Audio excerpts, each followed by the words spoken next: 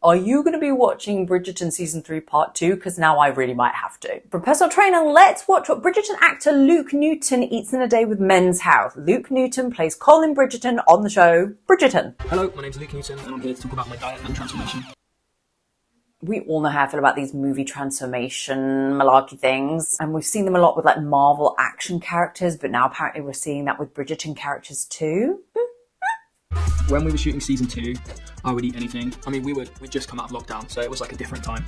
I also felt like it was just appropriate to the character. He's a big foodie. I always refer to him as a hungry boy. I always asked on set if I could have a plate full of everything. Like if there was biscuits, I would just have a plate full, or cakes or scones or whatever. And then, getting the call and being told that I was going to lead season 3, I wanted to change my lifestyle slightly, become healthier and just like ready to go into this season and feel like I have my energy levels high. So first of all, it was about that. And then I get the first script. The first line that I saw, Benedict says, "Under what foreign sun did you apparently get so sturdy?" So I was like, right, okay, he's transformed slightly, so I'm really going to dive into this. And then from there, I just kind of relished the challenge. I enjoyed that whole process. Really. So he talks about wanting to like feel healthier and more energized, and that being his driving force. He also marries that with the pressures of now being the center of Bridgerton season 3 and this line of like being more sturdy in his physique. So whilst I really appreciate the non-aesthetic goals that Luke spoke about, it's also unsurprising to hear that there were some aesthetic goals and some expectations put on him as well, which whilst I say is unsurprising, it's also still a little bit disappointing. Season 2 of Bridgerton, I would eat anything. I looked into a few meal prep companies that I could order because I didn't want to just go chicken, broccoli and rice. To me, that was so boring. So I looked into these meal prep companies and it came up like there were so many different varieties of things that I could eat. So I would have chicken, rice and broccoli, but it would be some nice sauce. That's the thing, like I wouldn't deprive myself of making it taste nice. He's not just having boiled chicken, rice and broccoli plain for the rest of time, amen. And I appreciate that he is saying that that was important to him, that there needed to be flavour, that there needed to be variety, and he wasn't just going to succumb to this very boring, monotone way of eating. I love avocado. I know some people hate it, but I just love it so much. I flipping love avocado. I know that's probably like the most LA thing I can say, but I flipping love avocado. Eggs, I love eggs. I'll have them every day. And then just like meat. Yeah, have a lot of meat.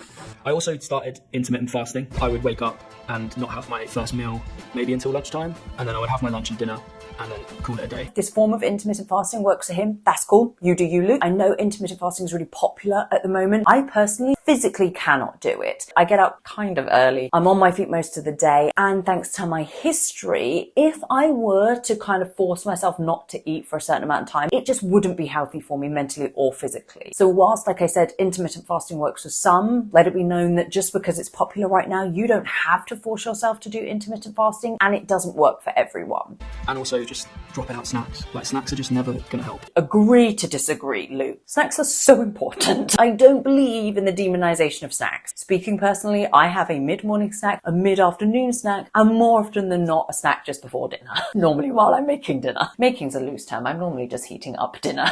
So what I don't like is that we're seeing this slight demonization of snacking, that it's a bad thing and something that we should avoid or omit. Not the case. And I think it's really important that we don't cast this negative light on something as normal and as necessary as snacking. So a day of eating for me on the set of season 3, I would have a protein shake in the morning with banana, and that would sort of get me through to lunch. And then I would have the meal prep, meat, lots of vegetables, and get that goodness. And then just a low, like small amount of carbohydrates, whether that be rice, potatoes, pasta. Don't deprive yourself of pasta, it's too good. I'm not mad at that, at least in the meal prep that he's having, which, like I've talked about before, meal preps are a privilege to be able to afford and have access to these meal prep delivery services. What I'd like is that he is incorporating carbs, fat and protein. He does talk about having pasta, rice, potatoes, and does even say that we shouldn't omit carbs, which I'm happy to see. A lot of people on set had the catering, but for me it was more about portion control, because on sets they really like to feed you and fill you up, so you would get a massive dish and get seconds and desserts. I would occasionally have the crumble, which is like my weakness. I've never liked crumble. I have many family members, one of them is in the next room, that really loves a crumble. But also I felt like that kept a really good balance for me of like having a treat. If I did an intimacy scene that night, I could smash a crumble or a cinnamon social, or I don't know, I really tried to keep a good balance so that it didn't make those long weeks of dieting and training really difficult. Nice. We are seeing some balance there. He is saying that he has the crumble, that he has the dessert, and he doesn't deprive himself of that. I really like that. I'm not seeing any morality around food. He didn't mention cheat. I'm holding my breath whether we're going to hear about that later on, because it is men's health. He didn't mention much restriction. He did talk about having less carbs, but at least he's having them, unlike other celebs that we've talked about. Kind of got a nice, well-rounded approach to this transformation that he was doing, ultimately for work. And we don't know if that was something that the production kind of encouraged him to do, or if he decided it, but we've seen other celebs like Chris Pratt be a lot more restrictive around these kinds of transformations, and we're not getting that from Luke, and I actually really like that.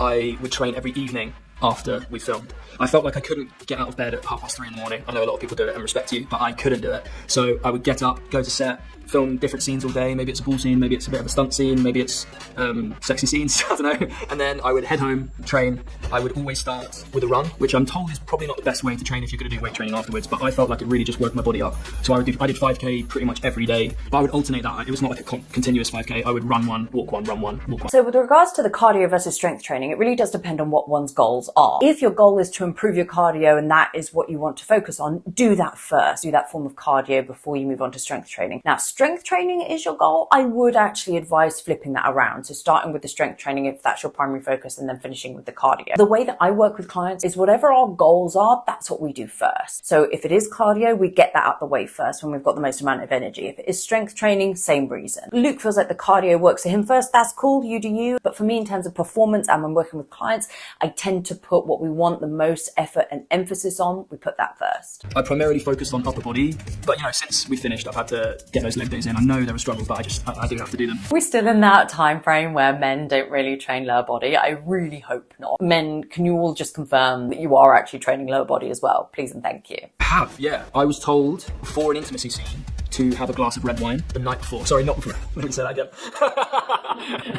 Just get drunk before you see it. I was told to have a glass of wine the night before an intimacy scene because it can really shred you. Rumour has it that came from Henry Cavill. I have no idea if it did. I didn't actually get to try that. I felt like I wasn't drinking whilst I was shooting and I just didn't want to go down that route. I'm going to call bullshit on that. Favourite carb? Pasta.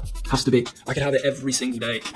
Go to comfort food. I'll probably have to say pasta again. It really is. I feel like pasta's going to be the answer to every question. I appreciate that he's talking about pasta again, and that seems to be something that comes up very regularly with him. Love to see it. We saw them talk about comfort food there. Do we think comfort food is in place of a cheat meal? And Men's Health, have you finally got the memo that cheat meal is a term that just needs to be scrapped? Please say yes. Oh, chunky. Something about smooth to me is like, it feels really processed. And that's probably not true at all, but I'm just like, I like the little, I like a little crunchy nut. Are you a smooth or a chunky peanut butter? I am a smooth girl in more ways than one.